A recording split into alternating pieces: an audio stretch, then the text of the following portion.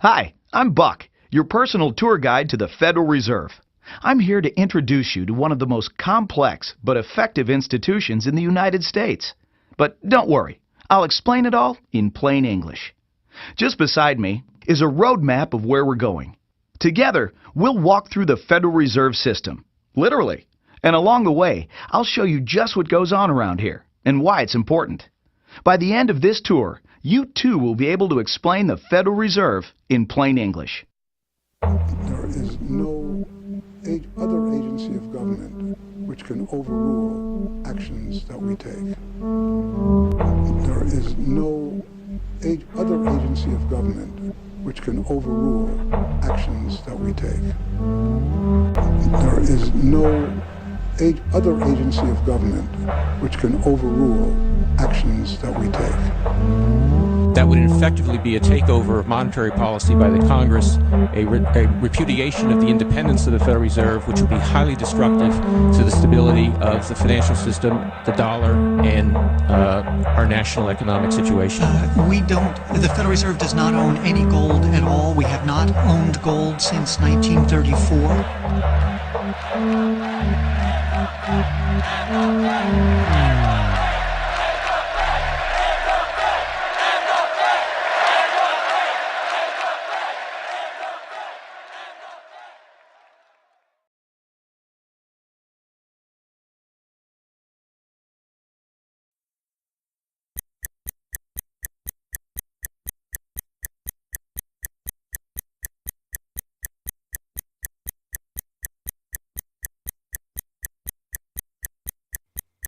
All our lives, we've been told that economics is boring. It's dull. It's not worth the time it takes to understand it. And all our lives, we've been lied to.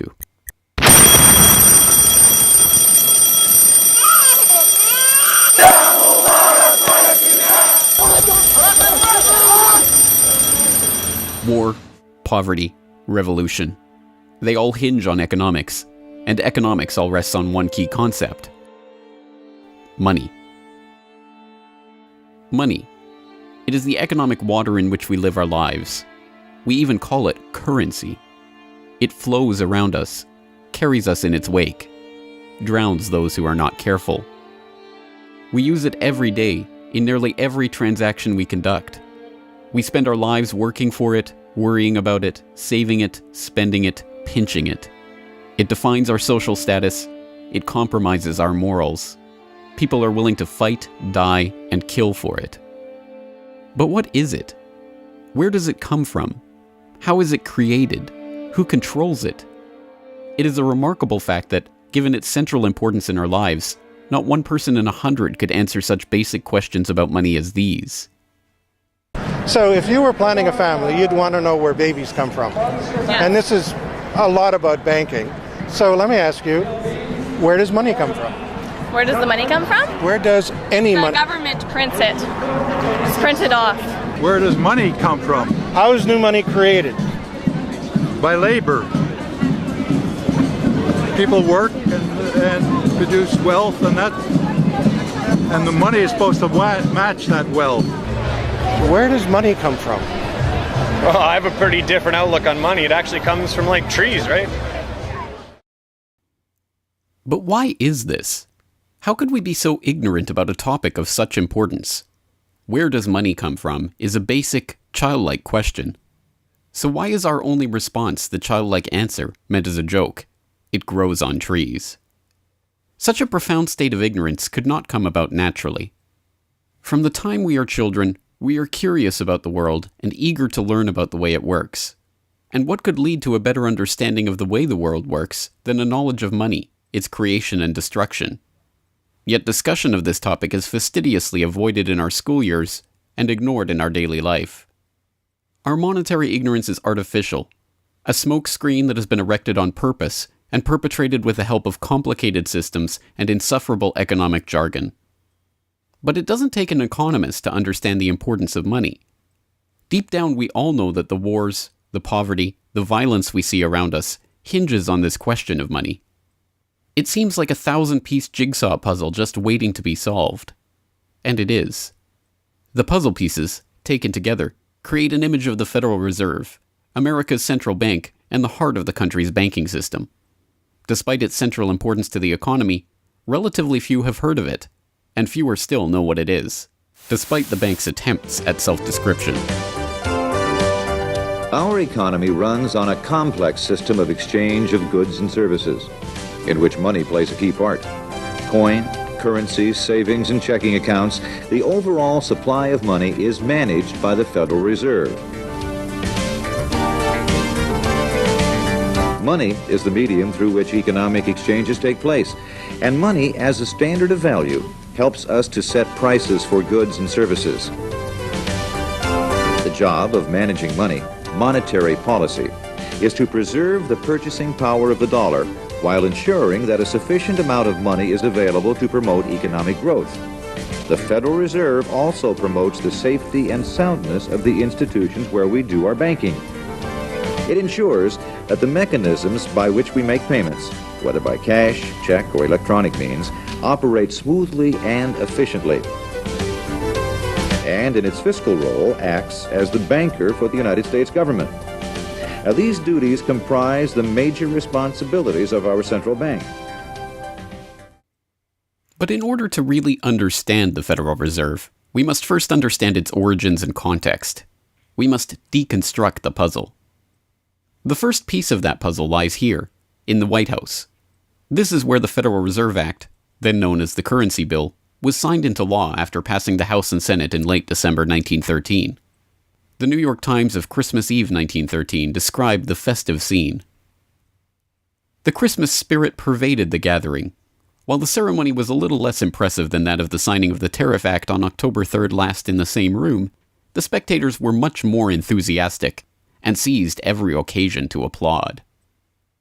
There in the White House that fateful December evening, President Wilson signed away the last veneer of control over the American money supply to a cartel, a well-organized gang of crooks so successful, so cunning, so well hidden that even now, a century later, few know of its existence, let alone the details of its operations. But those details have been openly admitted for decades. Of course, just as we have been taught to find economics boring, we have been taught that this story is boring. This is the way the Federal Reserve itself tells it. The United States was facing severe financial problems. At the turn of the century, most banks were issuing their own currency, called banknotes. The trouble was, currency that was good in one state was sometimes worthless in another. People began to lose confidence in their money, since it was only as sound as the bank that issued it. Fearful that their bank might go out of business, they rushed to exchange their banknotes for gold or silver. By attempting to do so, they created the Panic of 1907. During the panic, people streamed to the banks and demanded their deposits. The banks could not meet the demand. They simply did not have enough gold and silver coin available. Many banks went under. People lost millions of dollars. Businesses suffered, unemployment rose, and the stability of our economic system was again threatened. Well, this couldn't go on. If the country was going to grow and prosper, some means would have to be found to achieve financial and economic stability. To prevent financial panics like the one in 1907, President Woodrow Wilson signed the Federal Reserve Act into law in 1913. But this is history as told by the victors, a revisionist vision in which the creation of a central bank to control the nation's money supply is merely a boring historical footnote, about as important as the invention of the zipper or an early 20th century hula hoop craze. The truth is that the story of the secret banking conclave that gave birth to that Federal Reserve Act is as exciting and dramatic as any Hollywood screenplay or detective novel yarn, and all the more remarkable for the fact that it is all true. We pick up the story, appropriately enough, under cover of darkness.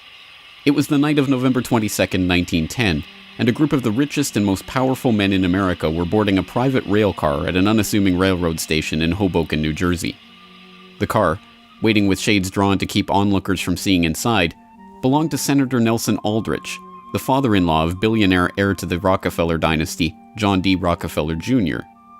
A central figure on the influential Senate Finance Committee where he oversaw the nation's monetary policy, Aldrich was referred to in the press as the general manager of the nation.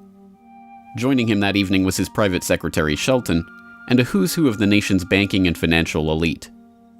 A. Pyatt Andrew, the Assistant Treasury Secretary, Frank Vanderlip, President of the National City Bank of New York, Henry P. Davison, a senior partner of J.P. Morgan Company, Benjamin Strong Jr., an associate of J.P. Morgan and president of Bankers Trust Co., and Paul Warburg, heir of the Warburg banking family and son-in-law of Solomon Loeb of the famed New York investment firm Kuhn Loeb and Company. The men had been told to arrive one by one after sunset to attract as little attention as possible.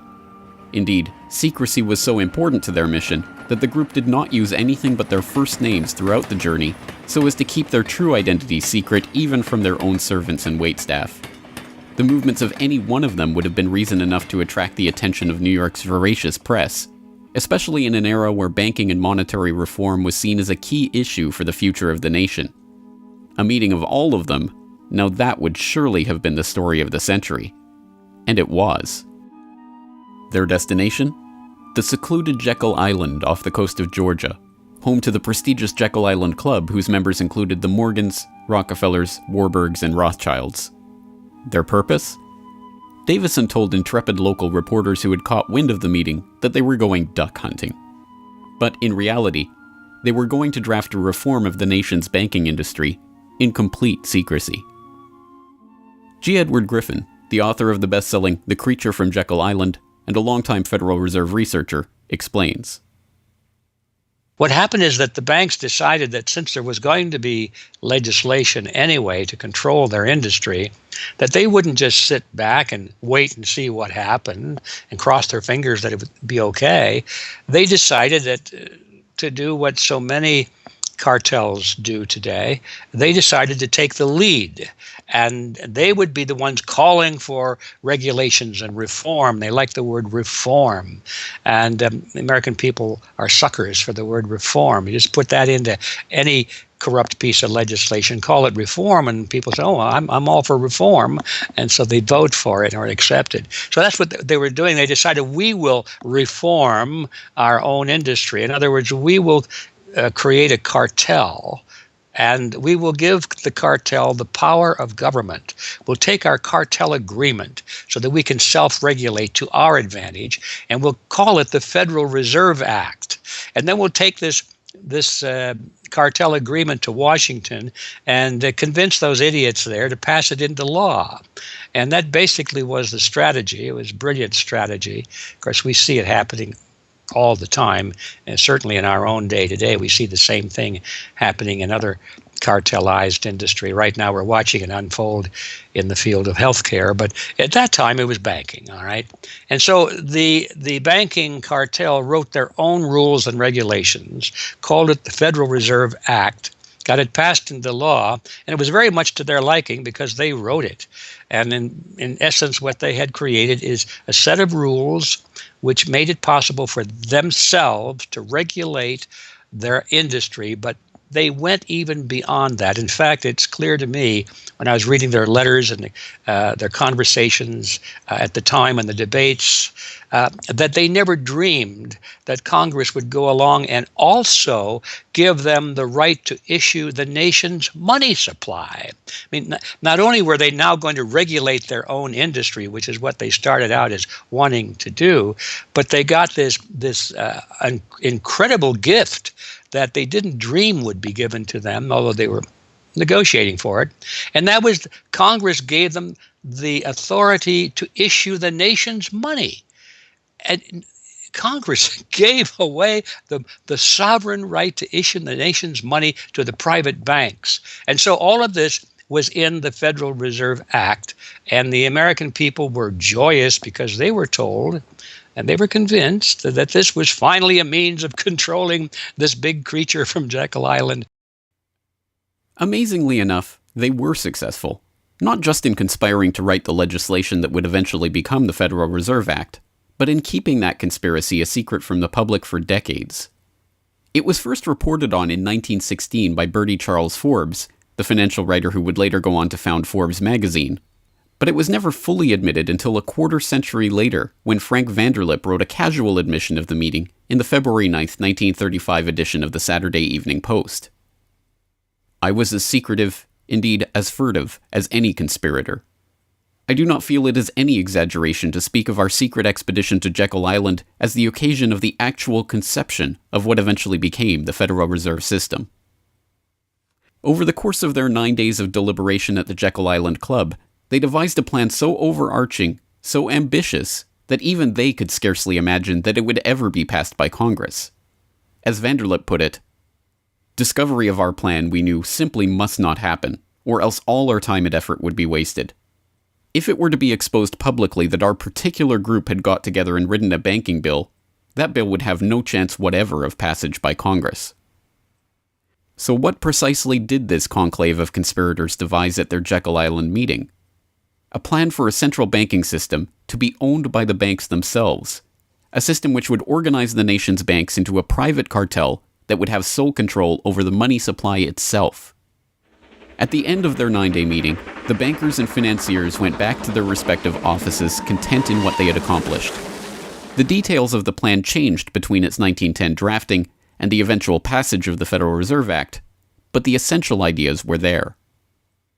But ultimately, this scene on Jekyll Island, too, is just one piece of a larger puzzle. And like any other puzzle piece, it has to be seen in its wider context for the bigger picture to become visible. To understand the other pieces of the puzzle and their importance in the creation of the Federal Reserve, we have to travel backward in time.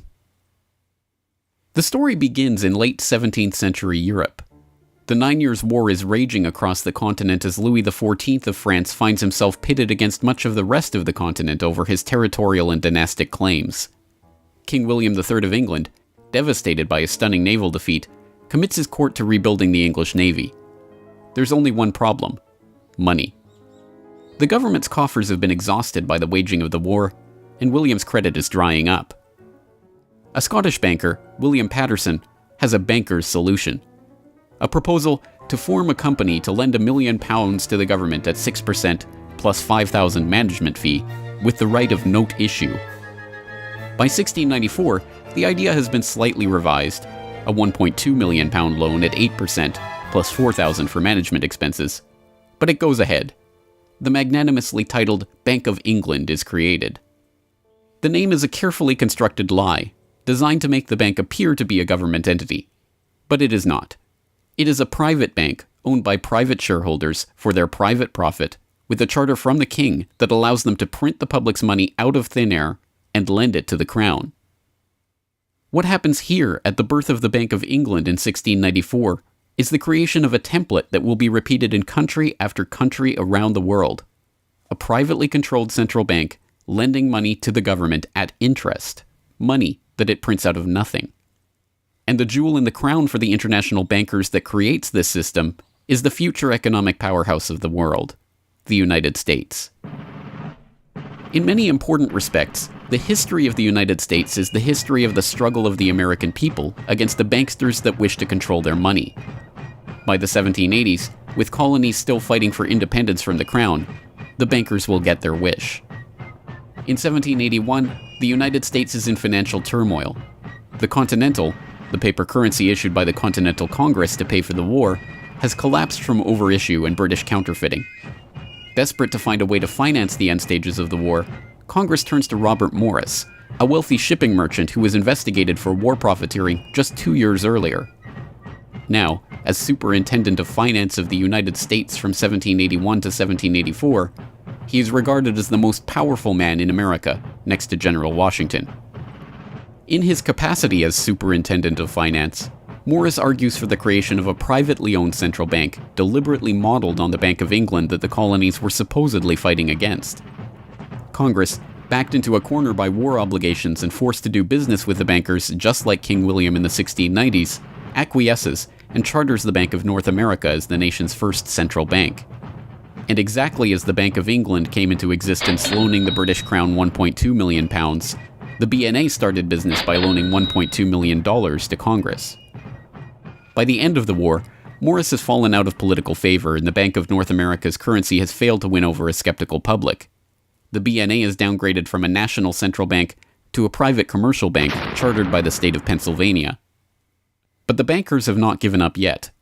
Before the ink is even dry on the Constitution, a group led by Alexander Hamilton is already working on the next privately owned central bank for the newly formed United States of America. So brazen is Hamilton in the forwarding of this agenda that he makes no attempt to hide his aims or those of the banking interests he serves. A national debt, if it is not excessive, will be to us a national blessing, he wrote in a letter to James Duane in 1781. It will be a powerful cement of our union. It will also create a necessity for keeping up taxation to a degree which, without being oppressive, will be a spur to industry. Opposition to Hamilton and his debt-based system for establishing the finances of the U.S. is fierce.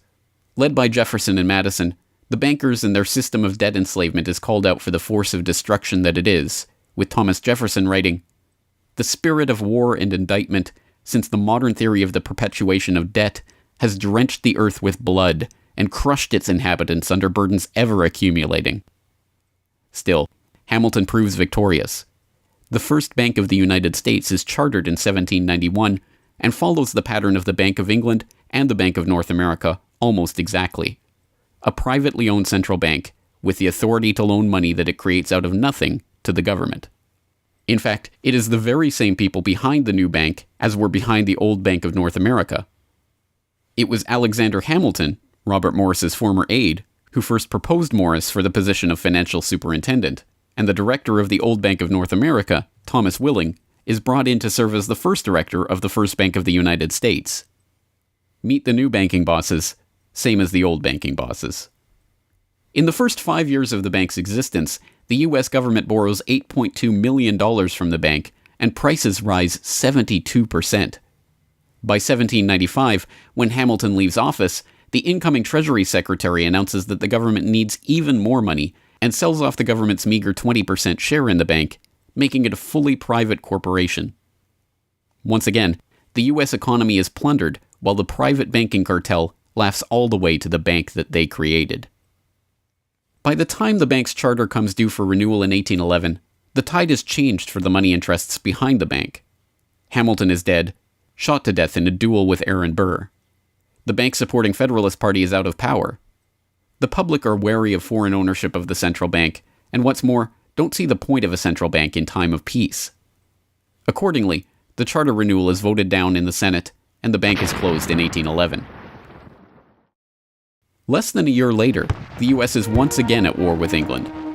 After 2 years of bitter struggle, the public debt of the U.S. has nearly tripled from $45.2 million to $119.2 million.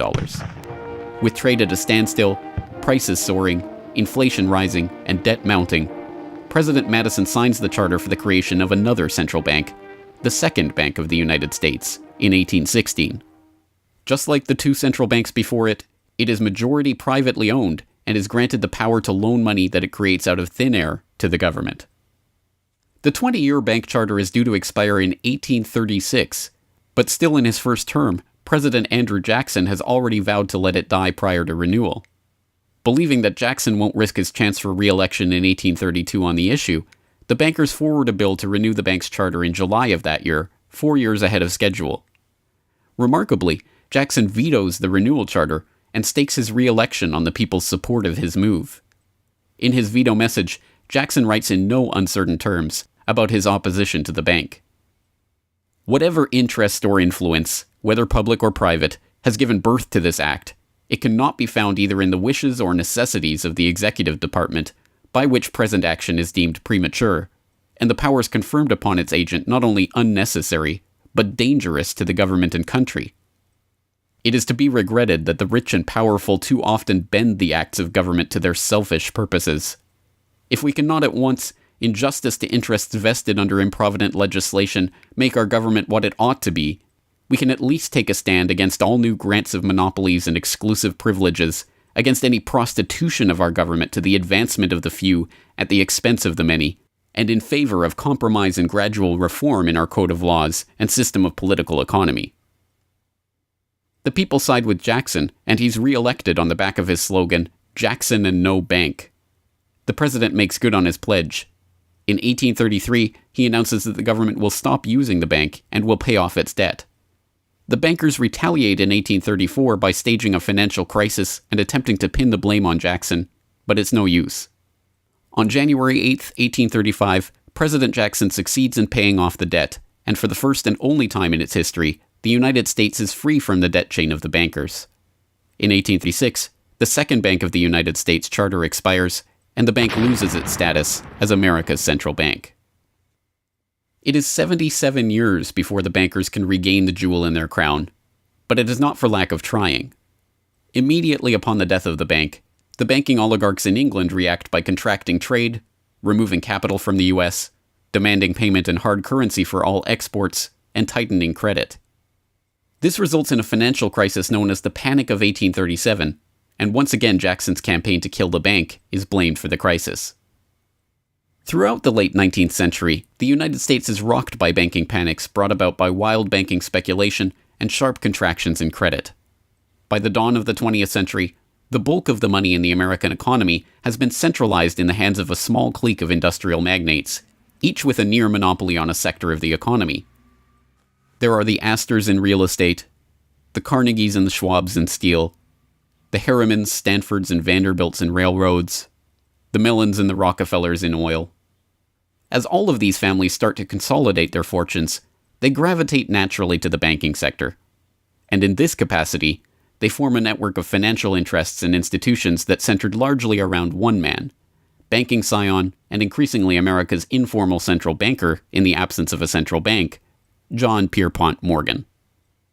John Pierpont Morgan, or Pierpont as he prefers to be called, is born in Hartford, Connecticut in 1837 to Junius Spencer Morgan, a successful banker and financier. Morgan rides his father's coattails into the banking business, and by 1871 is partnered in his own firm, the firm that was eventually to become J.P. Morgan and Company. It is Morgan who finances Cornelius Vanderbilt's New York Central Railroad. It is Morgan that finances the launch of nearly every major corporation of the period, from AT&T to General Electric to General Motors to DuPont. It is Morgan who buys out Carnegie and creates the United States Steel Corporation, America's first billion-dollar company.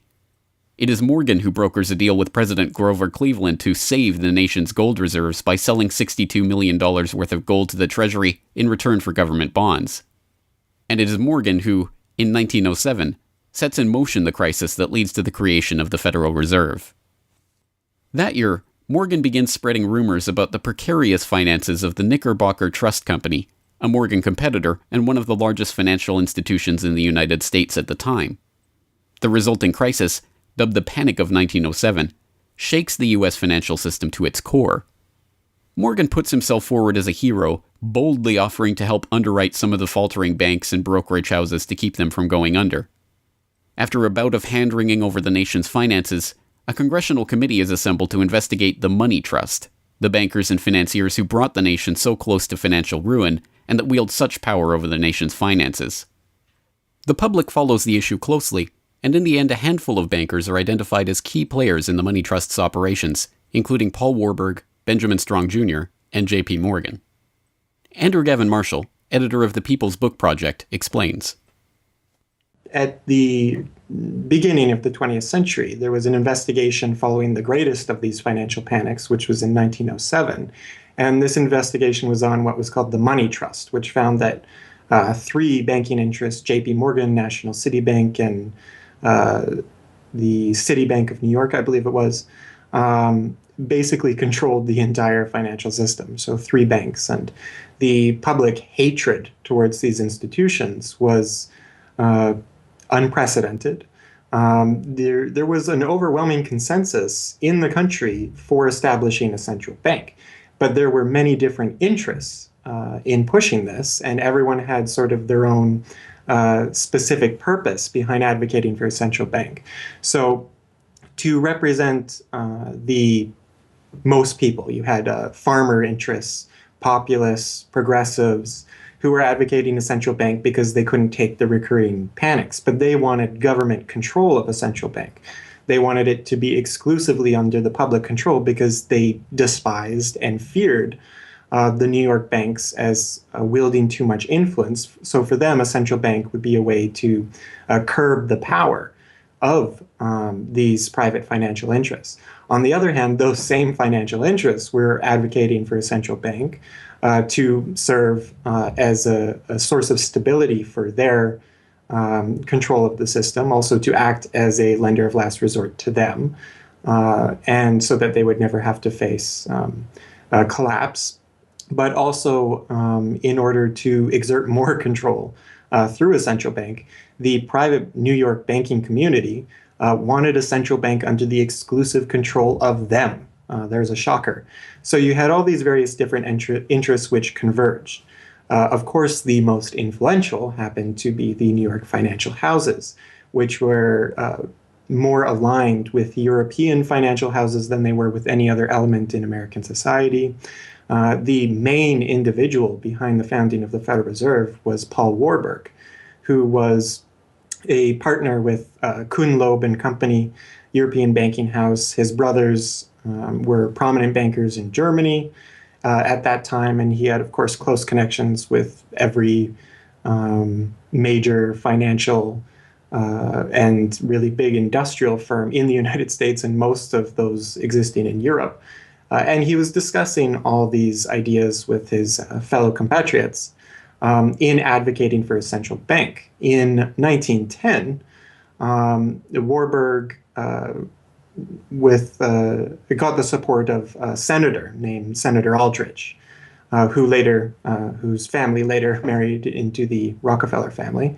Again, I'm sure just a coincidence, but Aldrich invited Warburg and a number of other bankers to a private secret meeting on Jekyll Island, just off the coast of Georgia, where they met in 1910 to discuss the construction of a central bank in the United States, but one which, of course, would be owned and serve the interests of the private bankers. Aldrich then, in 1911, presented this as the Aldrich Plan or the Aldrich Bill in the U.S. Congress, and it was actually voted out. The public, suspicious of Senator Aldrich's banking connections, ultimately reject the Jekyll Island Cabal's Aldrich Plan. The Cabal does not give up, however. They simply revise and rename their plan, giving it a new public face, that of Senator Robert Owen and Representative Carter Glass. In the end, the money trust that was behind the Panic of 1907 uses the public's own outrage against them to complete their consolidation of control over the banking system. The newly retitled Federal Reserve Act is signed into law on December 23, 1913, and the Fed begins operations the next year.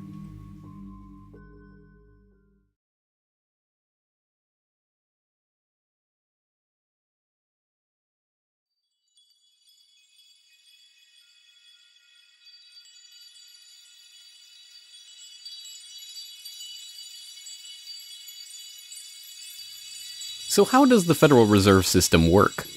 What does it do? Who owns and controls it? These are the basic questions that would get to the heart of the fundamental question, what is money?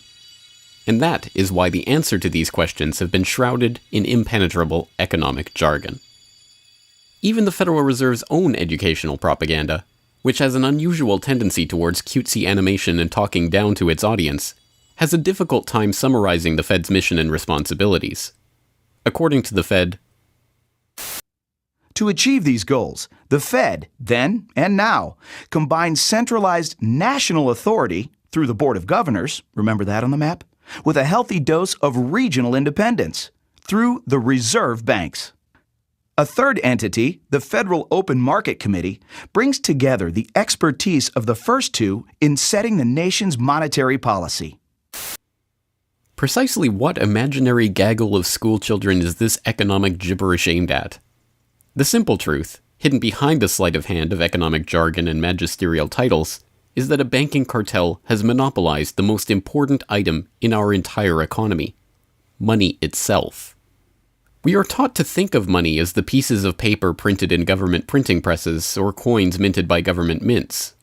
While this is partially true, in this day and age, the actual notes and coins circulating in the economy represent only a tiny fraction of the money in existence. Over 90% of the money supply is in fact created by private banks as loans that are payable back to the banks at interest. Although this simple fact is obscured by the wizards of Wall Street and gods of money who want to make the money creation process into some special art of alchemy carefully overseen by the government, the truth is not hidden from the public. In December 1977, the Federal Reserve Bank of New York published another of its dumbed-down cartoon-ridden information pamphlets for the general public, attempting to explain the functions of the Federal Reserve System. There in black and white, they carefully explain the money creation process. Commercial banks create checkbook money whenever they grant a loan, simply by adding new deposit dollars to accounts on their books in exchange for a borrower's IOU. Banks create money by monetizing the private debts of businesses and individuals. That is, they create amounts of money against the value of those IOUs. There it is, in plain English. The vast majority of money in the economy, the checkbook money in our accounts at the bank and that we use in our electronic transfers and digital payments, is created not by a government printing press, but by the bank itself. It is created out of thin air as debt, owed back to the bank that created it at interest. This means that bank loans are not money taken from other bank depositors, but new money simply conjured into existence and placed into your account. And the bank is able to create much more money than it has cash to back up those deposits. The Fed claims to be the entity overseeing and backing up the banking industry. It was established, according to its own propaganda, to stabilize the system and prevent bank runs like the Panic of 1907 from happening again. Throughout much of the 1800s, almost any organization that wanted could print its own money. As a result, many states, banks, and even one New York druggist did just that. In fact, at one time, there were over 30,000 different varieties of currency in circulation. Imagine the confusion. Not only were there multitudes of currencies, some were redeemable in gold and silver, others were backed by bonds issued by regional governments. It was not unusual for people to lose faith both in the value of their currency and in the entire financial system. With many people trying to withdraw their deposits at once, sometimes the banks didn't have enough money on hand to pay their depositors. Then, when the funds ran out, the banks suspended payment temporarily, and some even closed. People lost their entire savings, and sometimes regional economies suffered. Obviously, something had to be done, and in 1913, something was. In that year, President Woodrow Wilson signed into effect the Federal Reserve Act. This act created the Federal Reserve System to provide a safer and more stable monetary and banking system. If that was indeed its aim, it signally failed to do so in running up one of the greatest bubbles in American history to that point in the 1920s, just a decade after its creation. The popping of that bubble, of course, led directly into the Great Depression and one of the greatest periods of mass poverty in American history. Economists have long argued that the Fed itself was the cause of the Depression by its complete mismanagement of the money supply. As former Federal Reserve Chairman Ben Bernanke admitted in a speech commemorating Fed critic Milton Friedman's 90th birthday, regarding the Great Depression, "You're right, we did it. We're very sorry. But thanks to you, we won't do it again." Price stability is another cited tenet of the Federal Reserve's mandate. But here, too, the Fed has completely failed to live up to its own standards. Aside from the banking system, the Federal Reserve has another responsibility that's probably even more important. It's in charge of something called monetary policy. Basically, it means trying to keep prices stable to avoid inflation. Say you buy a CD today for $14, but what if next year the price of the CD jumped to $20 or $50? Not because of a change in supply or demand, but because all prices were going up. That's inflation. There are a lot of different causes of inflation, but one of the most important is too much money. The Fed can adjust the money supply by injecting money into the system electronically or by withdrawing money from the economy.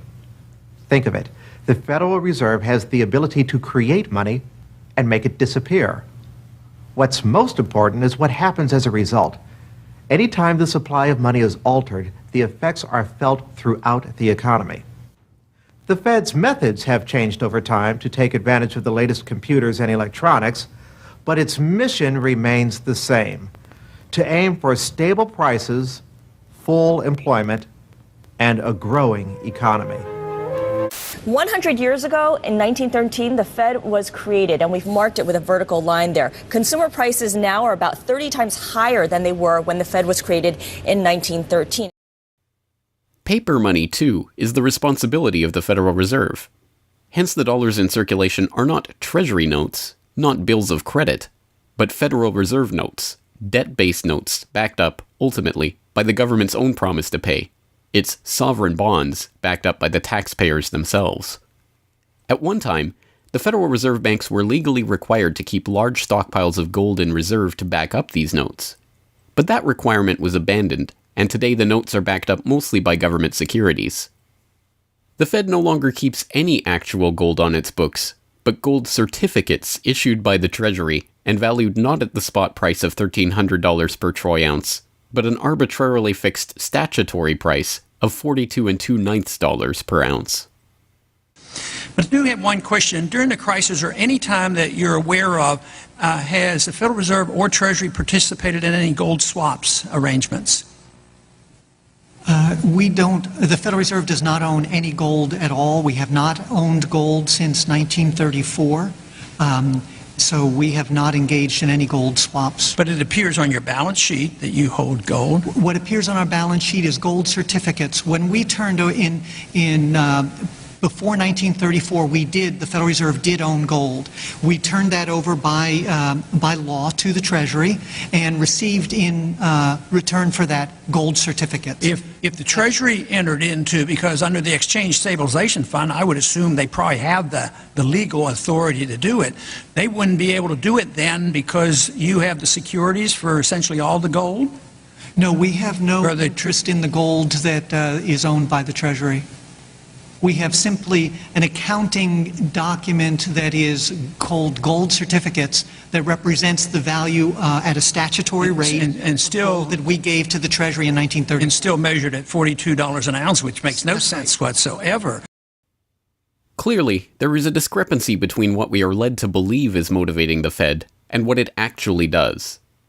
To understand what the Fed is actually intended to do, it's first important to understand that the Federal Reserve is not a bank per se, but a system.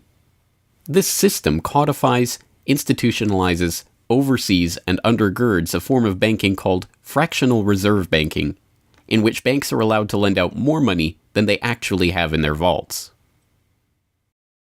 The whole process starts, the process of decay and corruption starts with something called fractional reserve banking.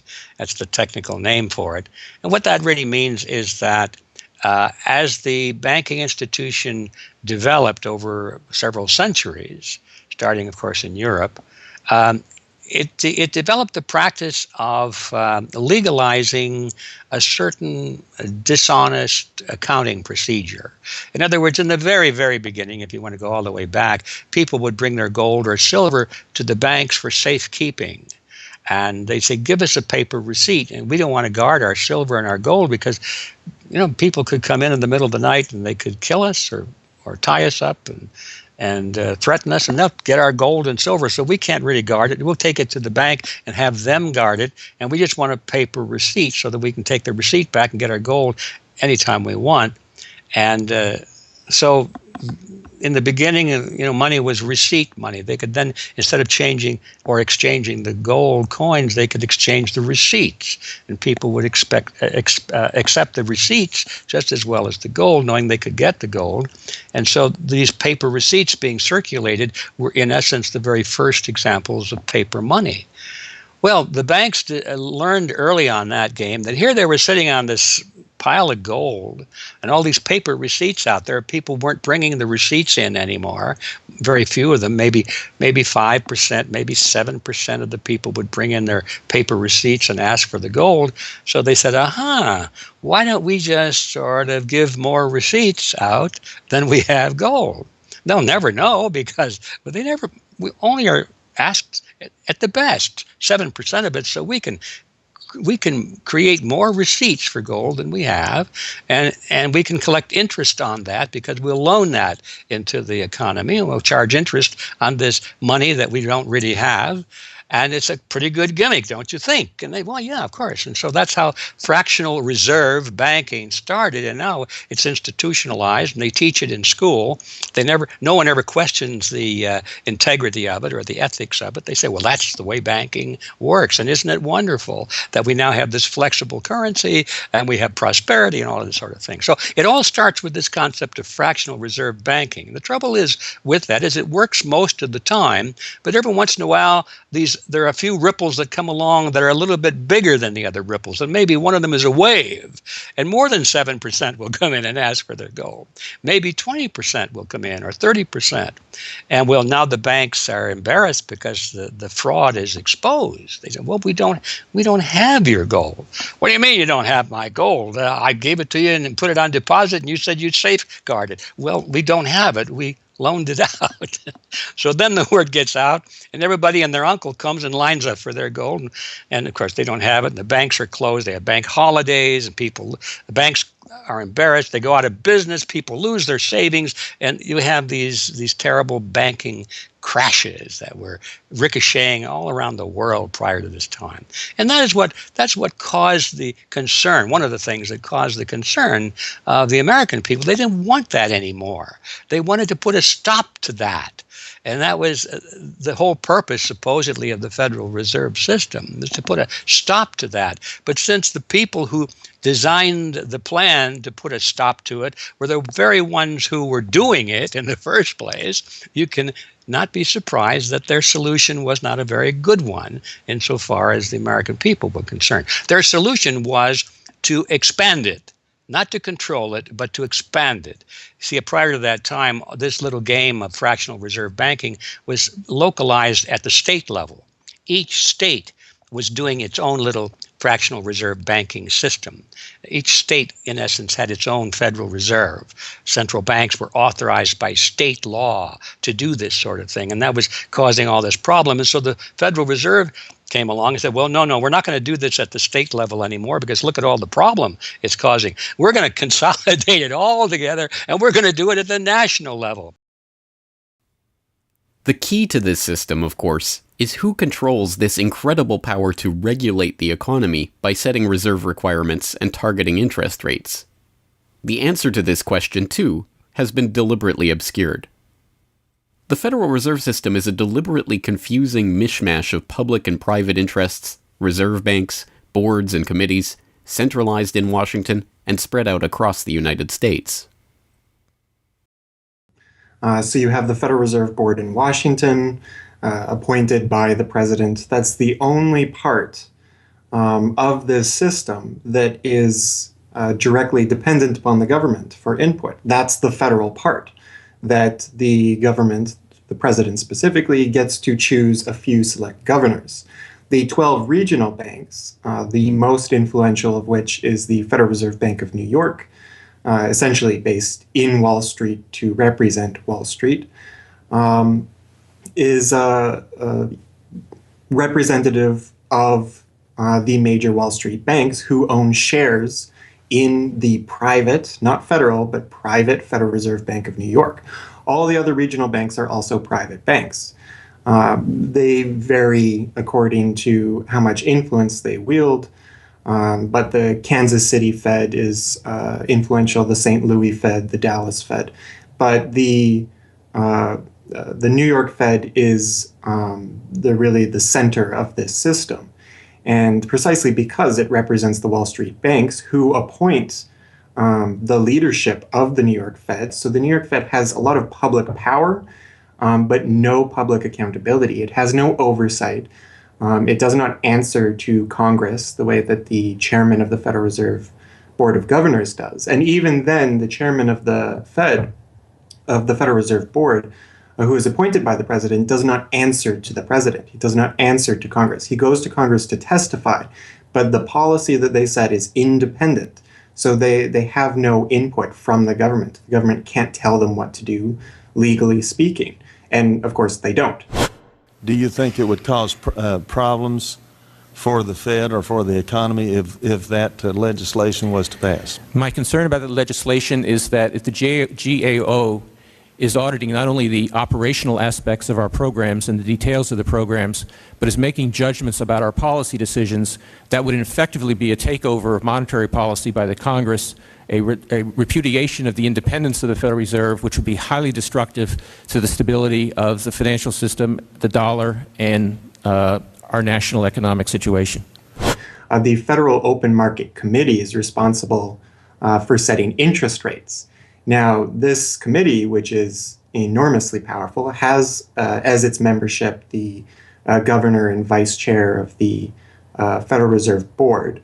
But the Federal Open Market Committee, most of the membership is the presidents of the regional Federal Reserve banks representing private interests. So they have significant input into setting the interest rates. Interest rates are not set by a public body, they're set by private financial and corporate interests. And that's whose interests they serve, of course. The reason that the Federal Reserve goes to such great lengths to make its organizational structure as confusing as possible is to cover up the massive conflicts of interest that are at the heart of the system. The fact is that the Federal Reserve System is comprised of a board of governors, 12 regional banks, and an open market committee. The privately owned member banks of each Federal Reserve Bank vote on the majority of the Reserve Bank's directors, and the directors vote on members to serve on the Federal Open Market Committee, which determines monetary policy. What's more, Wall Street is given a prime seat at the table, with tradition holding that the president of the powerful New York Federal Reserve Bank be given the vice chairmanship of the FOMC and be made a permanent committee member. In effect, the private banks are the key determinants in the composition of the FOMC, which regulates the entire economy. According to the Fed, its monetary policy decisions do not have to be approved by the president or anyone else in the executive or legislative branches of government. It does not receive funding appropriated by the Congress, and the terms of the members of the Board of Governors span multiple presidential and congressional terms. Or, in the words of Alan Greenspan, what is the proper relationship, what should be the proper relationship between a chairman of the Fed and a president of the United States? Well, first of all, the Federal Reserve is an independent agency, and that means basically that there is no other agency of government which can overrule actions that we take. The Fed goes on in its self-mythologization to state that it is not a private, profit-making institution. This characterization is dishonest at best, and an outright lie at worst. The regional banks are themselves private corporations, as noted in a 1928 Supreme Court ruling. Instrumentalities like the national banks or the Federal Reserve Banks, in which there are private interests, are not departments of the government. They are private corporations in which the government has an interest. This point is even admitted by the Federal Reserve's own senior counsel.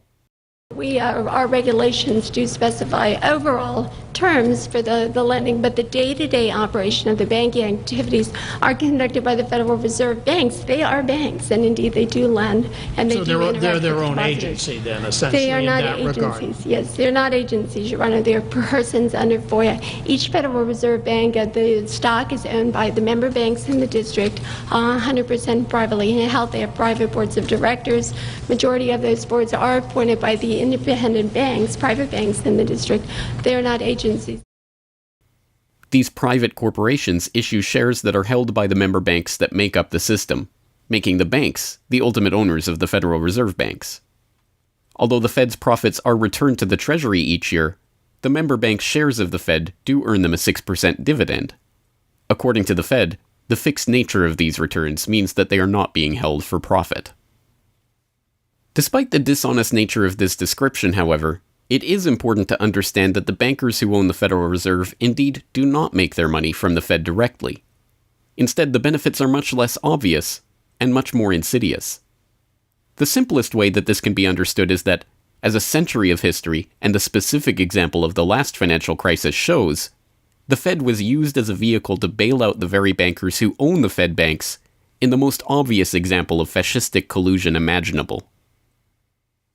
A handful of financial institutions have enriched themselves as a result of institutional speculation on a large scale, as well as manipulation of the market, And secondly, what they have done is that they have then gone to their governments and said, well, we are now in a very difficult situation and you need to give us money so that we can retain the stability of the financial system.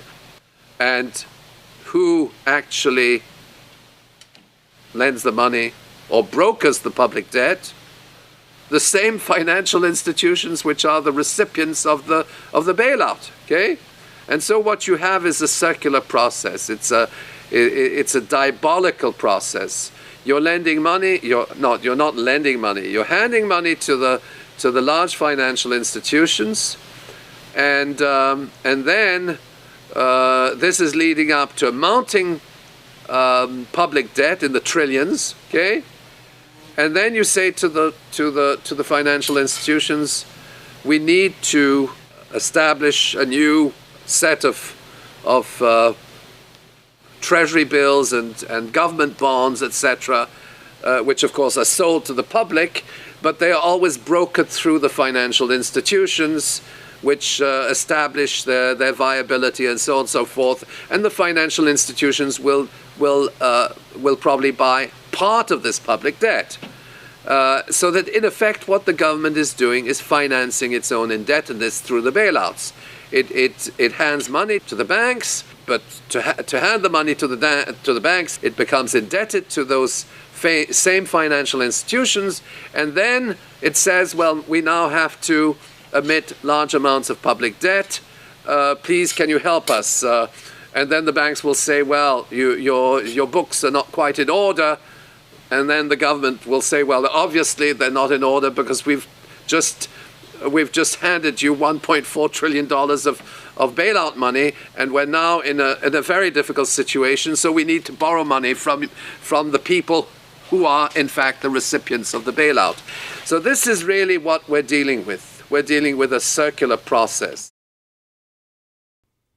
The 2008 crisis and subsequent bailouts are merely the latest and most brazen examples of the fundamental conflicts of interest at the heart of America's privately owned central banking system. Beginning with the collapse of Lehman Brothers in September of that year, the Federal Reserve embarked on an unprecedented program of bailouts and special zero-interest lending facilities for the very banks that had caused the subprime meltdown in the first place. By the cartelization of the Federal Reserve structure, and thus not by accident, it was the very bank presidents who had overseen their banks' lending practices that ended up in the director positions of the Federal Reserve banks that voted on where to direct the trillions of dollars in bailout money. And unsurprisingly, they directed it toward their own banks. A stunning 2011 Government Accountability Office report examined $16 trillion of bailout facilities extended by the Fed in the wake of the crisis and exposed numerous examples of blatant conflicts of interest. Jeffrey Immelt, chief executive of General Electric, served as a director on the board of the Federal Reserve Bank of New York. At the same time, the Fed provided $16 billion in financing to General Electric. JP Morgan Chase chief executive Jamie Dimon, meanwhile, was also a member of the board of the New York Fed during the period that saw $391 billion in Fed emergency lending directed to his own bank. In all, Federal Reserve Board members were tied to $4 trillion in loans to their own banks. These funds were not simply used to keep these banks afloat, but actually to return these Fed-connected banks to a period of record profits in the same period that the average worker saw their real wages actually decrease and the economy on Main Street slow to a standstill. Ben Bernanke, at that time the chairman of the Federal Reserve Board of Governors, was confronted about these conflicts of interest by Senator Bernie Sanders upon the release of the GAO report in June 2012. Senator, you raised an important point, which is that this is not something the Federal Reserve created. This is in the statute. Congress in the Federal Reserve Act said this is the governance of the Federal Reserve, and more specifically that bankers would be on the board. And 6 out of 9. Sorry? 6 out of 9 in the regional banks are come from the banking industry. That's correct, and that is in the law. And right. I'll answer your question, though. The answer to your question is that Congress set this up. We have tried. I think we've made it into something useful and valuable. We do get information from it. But if Congress wants to change it, of course, we will work with you to find alternatives. Bernanke is completely right. These conflicts are, in fact, a part of the institution itself, a structural feature of the Federal Reserve that was baked into the Federal Reserve Act itself over 100 years ago by the bankers who conspired to cartelize the nation's money supply. You could not ask for a more succinct reason why the Federal Reserve itself, this admitted cartel of banking interests, needs to be abolished. But you could get one.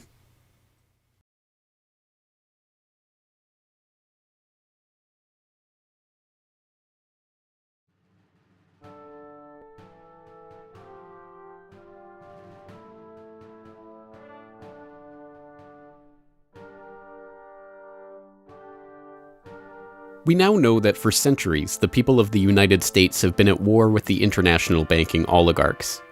That war was lost, seemingly for good, in 1913 with the creation of the Federal Reserve. With the passage of the Federal Reserve Act, President Woodrow Wilson consigned the American population to a century in which the money supply itself has depended on the whims of the banking cabal. A century of booms and busts, bubbles and depressions, has led to a wholesale redistribution of wealth toward those at the very top of the system. At the bottom, the masses toil in relative poverty, single-income households becoming double-income households out of necessity, their quality of life being slowly eroded as the Federal Reserve notes that pass for dollars are themselves devalued. Worse yet, the fraud itself perpetuates Alexander Hamilton's persistent myth that a national debt is necessary at all. The US is now locked into a system whereby the government issues bonds to generate the funds for their operations, bonds that are backed up by the taxation of the public's own labor. The perpetrators of this fraud, meanwhile, remain in the shadows, largely ignored by a general public that could instantly recognize the latest Hollywood heartthrob or pop idol, but have no clue what the head of Goldman Sachs or the New York Fed does, let alone who they are. This cabal bear allegiance to no nationality, no philosophy or creed, no code of ethics. They are not even motivated by greed, but power. The power that the control of the money supply inevitably brings with it. After a person has all the money in the world that you could possibly use to buy anything you want, what's left to capture your imagination? And the answer, of course, is power. Power over people. Now, money is power over people, but there's another power over people as well, and that is the political power, the social power. And I think this has now become the dominant driving force of these people. They've already got the money. They've got it locked down. Now they're striving for this new world order, as their name for it. They want all of the world into one political unit, which they dominate, not only with money, but with military and psychological means and education and media and propaganda. They want total control over every human on the planet. And by golly, they're moving pretty rapidly in that direction. It did not take long for this lust for power to rear its head. In 1921, just 7 years after the Fed began operations, the same J.P. Morgan-connected banking elite that founded the Federal Reserve incorporated an organization called the Council on Foreign Relations with the goal of taking over the foreign policy apparatus of the United States, including the State Department. In this quest, it was remarkably successful. Although there are only about 4,000 members in the organization today, its membership has included 21 Secretaries of Defense, 18 Treasury Secretaries, 18 Secretaries of State, 16 CIA directors, and many other high-ranking government officials, military officers, business elite, and, of course, bankers. The first director of the CFR was John W. Davis, J.P. Morgan's personal lawyer and a millionaire in his own right. Together with its sister organizations in Britain and elsewhere around the world, these groups would work together toward what they called a New World Order of total financial and political control directed by the bankers themselves. As Carroll Quigley, noted Georgetown historian and mentor of Bill Clinton, wrote in his 1966 work, Tragedy and Hope, A History of the World in Our Time, the powers of financial capitalism had a far-reaching aim, nothing less than to create a world system of financial control in private hands, able to dominate the political system of each country and the economy of the world as a whole. This system was to be controlled in a feudalist fashion by the central banks of the world acting in concert, by secret agreements arrived at in frequent private meetings and conferences. The apex of the system was to be the Bank for International Settlements in Basel, Switzerland, a private bank owned and controlled by the world's central banks, which were themselves private corporations. This is why the bankers and their partners in government and business conspired to bring about the 2008 crisis. Not for the pursuit of money, but power. In the same way the bankers used the panic of 1907 to consolidate their control over the money supply, they hope to use the 2008 crisis and subsequent panics, which they themselves have created, to consolidate their political control. The International Summit for the Global Financial Crisis has been expanded from G7 to G20 because the leading 7 developed countries cannot solve the crisis alone. This expanded meeting raises the question whether a new global financial system will be created. So is this some sort of new world order, which Gordon Brown kind of alluded to?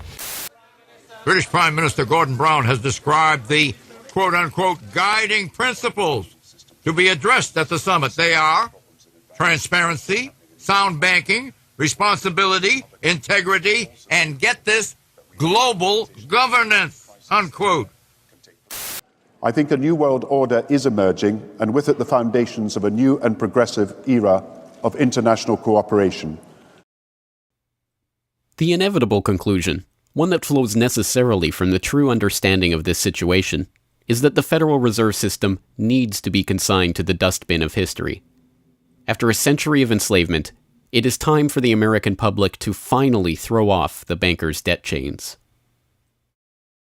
If there was ever a point in human history to start questioning alternatives, this would be it. And to think that where we are and simply say, oh, well, this is the best of our options. How many of the best options lead to self-destruction? Doesn't sound like a best option. I think that with a world of 7 billion people, we can probably come up with something better than a system in which a few thousand people benefit so much at the expense of everything else on this world, and at the expense of the potential for the future of mankind. They're leveraging our future. And so long as we accept this way of thinking, so long as we accept these institutions as having dominance, that's the direction we'll be going. So I think reform is a good way to try and stall and to push back directly against the expanding and evolving power structures. But a radical change is what's really needed, and that has to be built from the bottom up. But I think that these two processes can and should go together in parallel. If you've made it this far, congratulations. You are now better informed on the economic history of the United States and the truth about the Federal Reserve than 99% of the population. If you do nothing else, then just working to get those around you educated on this information alone will have a profound effect. Once they learn of the scam, many are motivated to do something about it, and they, in turn, inform others. This is the viral nature of suppressed truth, and it is the reason that more people are aware of and energized by the issue of the Federal Reserve and the nature of money than ever before. Perhaps even more amazingly, this movement is spreading to other parts of the globe. Recognizing the interlocking nature of the modern global economy and the international nature of the banking oligarchy, movements to abolish the Federal Reserve have sprung up in Europe, where protests against the cartelized central banking system are taking place in over 100 cities, attracting 20,000 people on a weekly basis. I started this movement because I realized that the Federal Reserve Act, in my opinion, is one of the most worst laws in the whole world. So a private banking company is lending America the money, and in my opinion, America is not any more democratic. The Federal Reserve tells the government what to do, and that's a problem. It's a very big problem, especially in the US. Why is it a global issue, and why are people doing it here in Germany? Because when you realize that this finance system, it's a global system, you have to go to the really beginning of the system. And in my opinion, It's also the World Bank and the International Fund of Currencies and stuff like this. But at the beginning of all this is a law from 1913. Woodrow Wilson signed it. And this is the beginning of all this hardcore capitalism we are suffering right now from. And the only way to stop this is maybe to break this law. But what if the burgeoning movement to end the Fed is successful? What system do people propose as the answer? There have been several proposals along different lines by various researchers. Some argue for a return to America's colonial roots of debt-free money issued by state-run banks, pointing to the Bank of North Dakota as one already functioning, successful model of this approach. We've had two banking systems ever since the 1860s, with the state bank system and the federal bank system. And the federal bank system are the big Wall Street banks, particularly. They dominate the federal system. So they're taking over right now. I mean, in California, we don't even have any local banks where I am. They're now, we had two, and I had accounts in both of them, and they're now, one of them is Chase Bank, and the other is U.S. Bank. So they're both big Wall Street banks now. They've been taken over. So if you can it's the local banks that have an interest in serving the local business. The big banks have no interest in making loans to local business. It's too risky. Why should they bother? They've got this virtually free money they can get from the Fed and from each other, and it's much more lucrative to them either to speculate in commodities or other things abroad, or what works very well for them is to buy long-term government bonds at 3%, because these have no capital requirement. The capital requirement for government bonds are zero. So they can buy all of those that they want. Whereas if they buy, let's say, mortgages, or if they make loans for mortgages, or they make loans to businesses, then they have to worry about their capital requirement. And as soon as they've used up all their capital, in other words, $8 of capital will get you $100 of loans, then they can't make any more loans. They have to wait for 30 years till those loans get paid off. So what they do, if they do buy mortgages, is sell them off to investors. And so that was the whole mortgage-backed securities scam that we've seen. I mean, they had no motivation to make sure that these borrowers were actually sound borrowers. They just wanted to make a sale, so they sold the stuff to the unwary investors who might be somebody in Iceland or Sweden or pension funds. Yeah, so that didn't work out so well. So a state bank with the partnering with the local banks can provide the capital, can help them with capital. In North Dakota, the state bank guarantees the loans of the local banks, allowing them to make much bigger loans than they could otherwise. And the state bank provides liquidity to the small banks. That's why the small banks, the local banks, aren't making loans to small business right now, because they don't know that they can get money from the other banks as needed. The way banking works is they make the loan first. I mean, if you have credit lines to many different businesses, and if they all hit up their credit lines at once, you're going to run out of money. So you don't dare do that unless you know that you can get short-term loans from the other banks. And what's happening right now, even though there's $1.6 trillion in excess reserves sitting on the books of the big banks, they're not available to the little banks. And the reason is because the Fed is paying 0.25% interest on those reserves. So the banks have no incentive to lend them to the little banks. Why let go of them when you can make just as much keeping them, and then you still have your reserves, and you can use them as collateral to buy bonds or something that'll make you more money. So the whole system is messed up. And in North Dakota, the Bank of North Dakota provides the liquidity for these local banks. Others advocate a decentralized system of alternative and competing currencies that greatly reduce or even eliminate altogether the need for a central bank. Well, 22 years ago in Ithaca, New York, I noticed that a lot of people, friends particularly, had skills and time that were not being employed or respected by the prevailing economy. And while we had much desire to create things and trade them with each other, and many services we could provide to each other, we didn't have the money.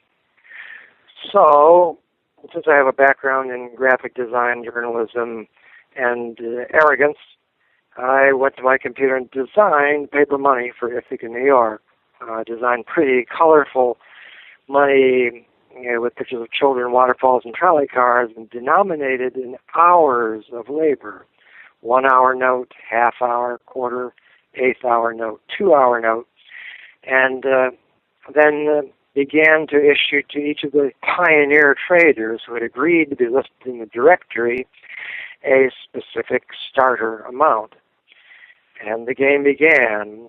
An hour has been worth an hour of basic labor, or 10 US dollars, which at that time, 20 years ago, was double the minimum wage. People who usually expect more than $10 per hour of their service can charge multiple hours per hour, but the denomination puts between us as residents of our community that reminder that we are fellow citizens, not merely winners or losers scrambling for dollars. And it introduces us to each other on the basis of these skills and services that we have, that we are more proud to provide for each other than often is the case with a conventional job, just the stuff we have to do to get the money to pay the bills. So through that trading process, that more intimate scale process within the community, we're more easily able to become friends and lovers and political allies. It's an inspiring story, and tell people about how much money has circulated through this community. I mean, it's important for people to understand just how successful this has been. Because we're not a computer system, we don't have a specific volume of trading recorded, but by the grapevine, by phone surveys, and over the years watching the money move, we were able to guess very reliably at several $1 million equivalent of this money has transacted over those years, making loans without charging interest up to $30,000 value, which is the fundamental monetary revolution in our system. Then as well, making grants of the money to over 100 community organizations.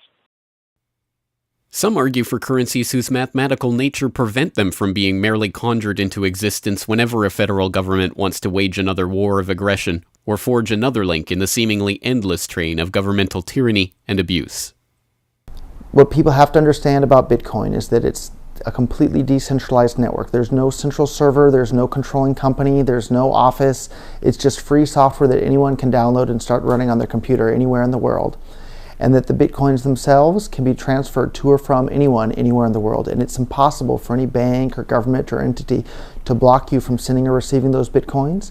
There's a limited supply of those Bitcoins. There will never, ever, ever be more than 21 million Bitcoins. And so because, like everything, the price is set based on supply and demand, because the supply of Bitcoins is limited and the demand is increasing as more and more people start to use them and more websites start to accept them, the price of Bitcoins in terms of dollars is going to have to increase even a lot more than the $500 per Bitcoin that it is today. Are there any drawbacks at all to the idea of using a cryptocurrency? If you're part of the current power elite that can just print money at will to spend on whatever you feel like, then yeah, the world switching over to Bitcoin is probably not going to benefit you. But if you're one of the normal people that aren't working for the Federal Reserve or any central bank that's printing money to pay to your friends and that sort of thing, then a Bitcoin world is a wonderful thing for you. Sound money, cryptocurrencies, state banks, LETS programs, self-issued credit. These and many other solutions have all been proposed, and many of them are in use in different localities today. Information on all of these ideas and how they are being applied in various parts of the world are widely available online. The point is that the question of what money is and how it should be created is perhaps the single greatest question facing humanity as a whole, and yet it is one that has been almost completely eliminated from the national conversation. Until recently.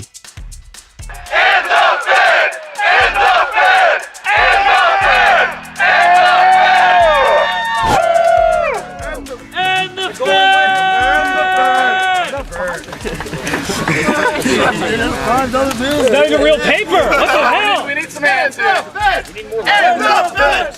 And the Fed! And the Fed!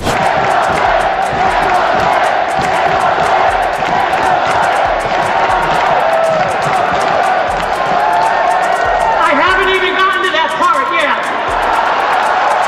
Will you do it again when I get to that part?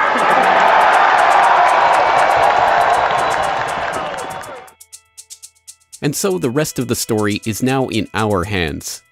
Once we understand the scam that has taken place, the gradual consolidation of wealth and power in the hands of an elite few banking oligarchs, and the growing impoverishment of the masses, all in the name of banking funny money created out of nothing and loaned to the public at interest, we can choose to get active or to do nothing at all. For those who choose to get active, there are some steps that you can take to help change the course of the system.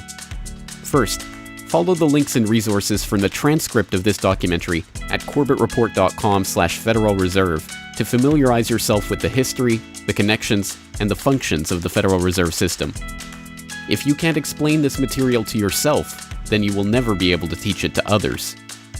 Secondly, begin reaching out to others to bring them up to speed on the issue. It can be as simple as broaching this conversation in the Monday morning water cooler talk, or passing out a copy of this documentary, or sending out links to this information to your email list. Insert this topic into your conversations. When people start talking about the national debt, or the state of the economy, or other political talking points, get them to question the roots of these issues, and why there is a national debt at all. Thirdly, when you are able to find or create a group of like-minded people in your area who are engaged with the issue, start a study group on the issue and its solutions. The study group can help source alternative or complementary currencies in the local area, or, if none exist already, the group can form the basis for a community of local businesses and customers who are willing to start experimenting with ways to wean themselves off of the Federal Reserve notes. Fourthly, use the resources at corbettreport.com, including the Federal Reserve information flyer, or hold DVD screenings to attract interest in your group and draw others into studying the true nature of the monetary system. The work of building up an alternative to the current system can seem daunting, even at times overwhelming. But it is important to keep in mind that the Federal Reserve System that seems so monolithic today has only been around for 1 century. Central banks have been defeated in America before, and they can be defeated again. The question of how we decide to change this system is not rhetorical. It will either be answered by an informed, engaged, active population working together to create viable alternatives and to dismantle the current system, or it will be answered by the same banking oligarchy that has been controlling the money supply, and indeed the lifeblood of the country, for generations. Now, 1 century after the creation of the Federal Reserve System, we have a choice to make. Whether the next century, like the one before it, will be a century of enslavement, or, transformed by the actions and choices that we make in the light of this knowledge, a century of empowerment.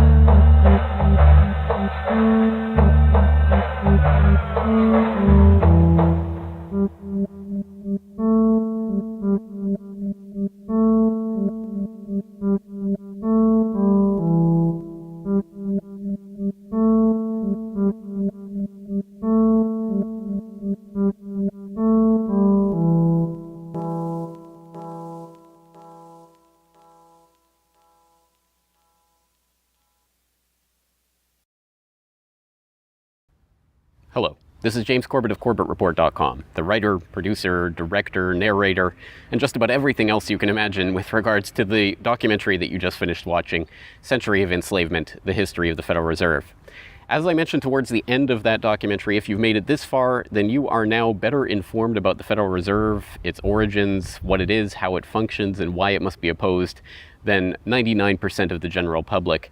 And if you've made it this far, then you are obviously one of the very few who is very eager and motivated to join the rising tide of free humanity that is seeking to throw off the debt chains of the banksters in the United States and around the world. And if you are so motivated, then I have some treats for you. I have some resources that I'd like to direct you to. As I mentioned again towards the end of that documentary, there are some resources up at corbettreport.com that I hope will help you in your quest to better inform yourself and better inform others about the Federal Reserve System.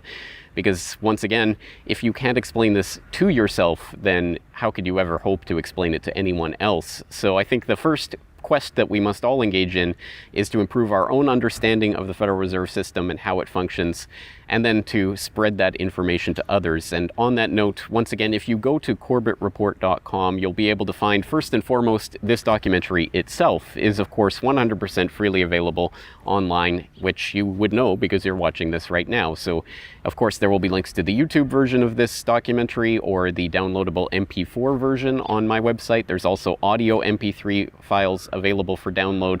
All of those, again, freely open to the public, and I do encourage you to send them out to others if you do find it to be a valuable resource yourself. And once you're there at corbettreport.com, you'll find not only the documentary itself, but also a transcript of the documentary, complete with hyperlinks to all of the source documents, videos, articles, all of the information that was used to compile this documentary. So I hope that will be a valuable resource, again, for people who are looking to put this information together in a way that makes sense in their own head, and so that they can see where all of this information is coming from, much of it sourcing from the Federal Reserve itself. So I hope that the hyperlinked transcript will be valuable to people out there who are seeking to broaden their understanding of these topics. And you will also find there a news information pamphlet that I have put together with the help of Mike Krentz of MikeKrentz.com, a graphic designer who's helped me out a lot behind the scenes on the website. As you can tell from the graphics on this documentary, I'm not a graphic designer myself by trade or by training. So I certainly do appreciate Mike's help in putting this information pamphlet together. And this is just a few points that have been addressed in this video, informational points about the Federal Reserve, what it is, and some interesting little teasers to get people interested in this information. You can download and print this off from corbettreport.com and use it however you like, handing it out to people on the street, using it as a discussion point if you hold a DVD screening, if you want to just post it up in public areas, only where allowed by law, of course. Once again, this is freely available for download and for you to print out and to use to help spread information about the Federal Reserve System. And it's available both in color and black and white and should print nicely onto standard 8.5 by 11 letter size paper. So that will all be up there at the website, along with, of course, an actual DVD version of this documentary. Once again, if you do find this information useful, then I hope you will try to spread it to others. There are a lot of people who prefer the online link, but there will be some people who you cannot reach online. For those people, and for yourself, if you so desire, here is a physical hard copy that you can order from corbettreport.com for 2,000 Japanese yen. That's about 20 Federal Reserve notes. Because unfortunately, we are trapped in this debt-based bankster-led system.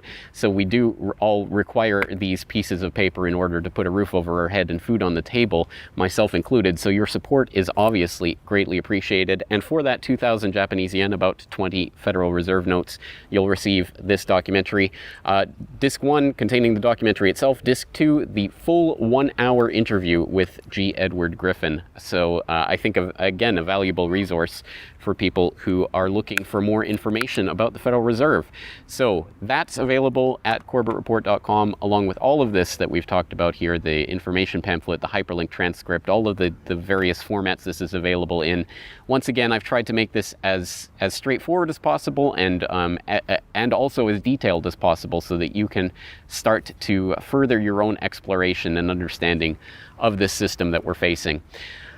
Once again, of course, any way that you choose to get this information out to others is greatly appreciated, but if you do want to send the Corbett Report links around, the best one to use is corbettreport.com/Federal Reserve. That will have the documentary in the YouTube format, it will have the downloadable MP3 and MP4 formats, it will have the transcript, it will have the downloadable information pamphlet, And it will also have a link to buy the DVD. So all of that will be there at corbettreport.com/Federal Reserve.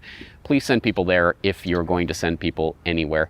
So once again, I really do salute you for taking time out of your busy day, out of your schedule, to devote yourself to watching and learning and understanding this material, and to helping spread this information and awareness to others, because it is only together that we will ever be able to form the movement that will ultimately turn the tide against the banksters and defeat the Federal Reserve and all of the similarly privately controlled central banks all around the world. So once again, thank you for your time and attention. I'm James Corbett of CorbettReport.com.